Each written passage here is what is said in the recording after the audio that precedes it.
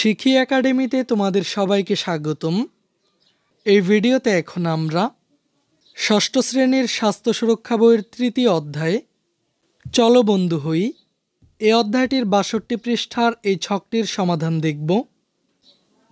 এখানে আমাদের আলোচনার বিষয়বস্তু হলো কে কে আমার বন্ধু হতে পারে।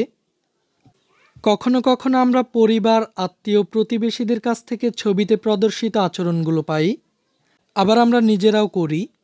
পরিবারের মধ্যেও কারো কারো সাথে আমাদের বন্ধুত্ব হয়, কারো সাথে হয়তো গভীর বন্ধুত্ব হয়, আবার কারো সাথে কিছুটা কম। পরিবারের কাকে কাকে আমি বন্ধু মনে করি, আমি কি তা খুঁজে দেখতে চাই? খুব মজা হয়, তাই না? তাহলে যখন মন চাইবে পরিবারের মধ্যে বন্ধুর সাথে মনের কথা বলতে পারবো, আনন্দ শেয়ার করতে পারবো, দুঃখ কষ্টও চাইলে শেয়ার করতে পারবো।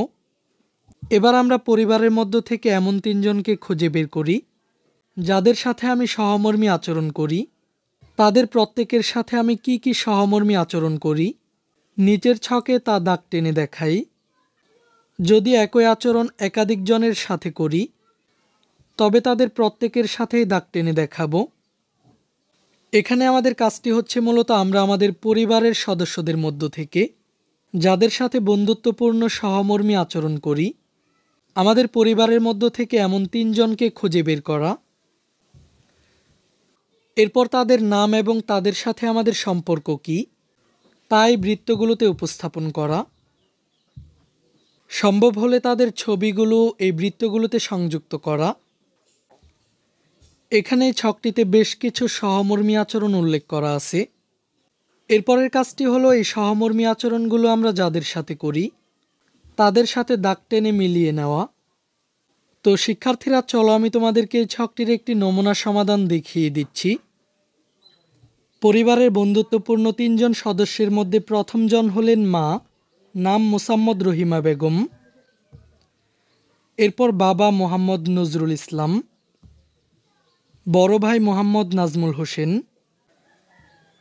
এখানে প্রথম সহমর্মী আচরণটি হলো তার কথা মনোযোগ দিয়ে শুনি। এই সহমর্মী আচরণটি আমরা সাধারণত আমাদের মা এবং বাবার সাথে করি। এরপরের আচরণটি হলো ভালো কাজের প্রশংসা করি এবং উৎসাহ দেই। এই আচরণটি আমরা সাধারণত আমাদের বড় ভাইয়ের সাথে করি।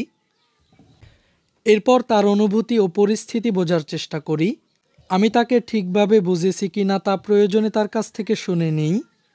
এই সহমর্মী আচরণটি আমরা আমাদের মা এবং বাবার সাথে করি। এরপর তার যে কোনো অনুভূতিকে সম্মান করি, দোষারোপ করি না। এই আচরণটি আমরা সাধারণত আমাদের বড় ভাইয়ের সাথে করি। এরপর কোনো ভুল কাজ করে ফেললেও তাকে দোষারোপ করি না, তাকে বলার প্রয়োজন হলে তার মন ভালো হওয়া পর্যন্ত অপেক্ষা করি এবং পরে বুঝিয়ে বলি। এই আচরণটিও আমরা আমাদের বড় ভাইয়ের সাথে করি। এরপর তার সুখ দুঃখ আনন্দ কষ্টে আমার কেমন লাগে সেটি তার কাছে প্রকাশ করি। এই সহমর্মী আচরণটি আমরা আমাদের মা এবং বাবার সাথে করি। তার কোনো সহযোগিতা প্রয়োজন কিনা তা জানতে চাই, সাধ্যমতো তাকে সহযোগিতা করি, তবে বলতে না চাইলে জোর না করি। এই সহমর্মী আচরণটিও আমরা আমাদের বড় ভাইয়ের সাথে করি। এরপর অনুমতি নিয়ে তার কাছে যাওয়া বা কিছু করি, অনুমতির জন্য ধন্যবাদ ও কৃতজ্ঞতা প্রকাশ করি। এই আচরণটি আমরা আমাদের বাবা এবং মায়ের সাথে করি। এরপর সে কষ্ট পেতে পারে বা লজ্জা পেতে পারে এমন কথা বলা ও কাজ করা থেকে বিরত থাকি। এই সহমর্মী আচরণটিও আমরা আমাদের বাবা এবং মায়ের সাথে করি। এরপর তার ক্ষতি হতে পারে তেমন কাজ করা থেকে বিরত থাকি। এটি আমরা আমাদের বড় ভাইয়ের সাথে করি। আর সবশেষ সহমর্মী আচরণটি হলো নিজে কোনো ভুল আচরণ করলে তার জন্য ক্ষমা চাই। এই সহমর্মী আচরণটি আমরা আমাদের বড় ভাই, বাবা এবং মায়ের সাথে করি। এই ক্লাসে এই পর্যন্তই। পরবর্তী ক্লাসে আমরা ৬৪ পৃষ্ঠার এই ছকটির সমাধান দেখব। শিক্ষার্থীরা, এই ক্লাসটি তোমাদের কাছে কেমন লেগেছে তা আমাকে কমেন্ট করে জানিয়ে দাও। আর এই চ্যানেলের পরবর্তী সকল ক্লাসগুলো পাওয়ার জন্য চ্যানেলটিকে এখনই সাবস্ক্রাইব করে রাখো।